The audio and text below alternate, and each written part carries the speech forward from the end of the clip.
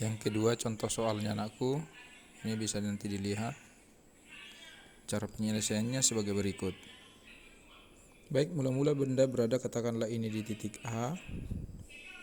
Kemudian benda tersebut bergerak ke utara sejauh 4 km. Sejauh 4 km, kita misalkan ini lintasan yang pertama. Kemudian setelah sampai ke utara, dia berbelok ke arah barat, ke arah timur. Ke arah timur sejauh 3 km. Kita misalkan ini S2. Ini kita misalkan titik B. Kemudian ke timur, katakanlah ini sampai di titik C.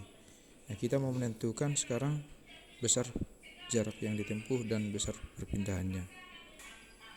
Baik, untuk jarak tempuhnya, jarak tempuh ingat kembali definisinya adalah panjang lintasan seluruhnya yang dilalui oleh benda. Jadi benda mulai bergerak dari titik A ke titik B sebesar S1 atau sebesar 4 km. Kemudian dari titik B ke titik C sebesar 3 km atau sebesar S2. Jadi panjang lintasan seluruhnya inilah yang disebut sebagai jarak tempuh. Nah, jadi besarnya sama dengan S1-nya 4 km ditambah dengan S2-nya 3 km.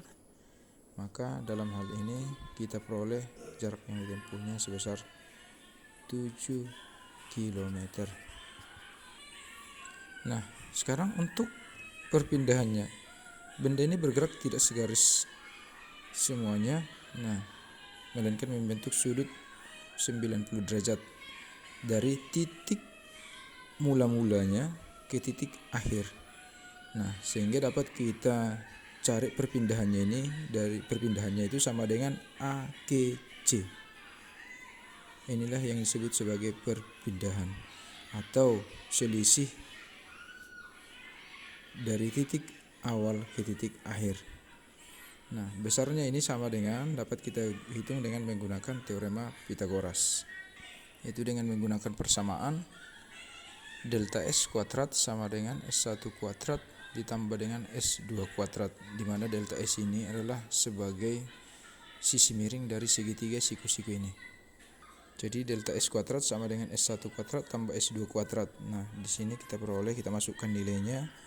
S1 kuadrat sama dengan 4 km kuadrat ditambah dengan S2 kuadrat, ini adalah 3 km kuadrat.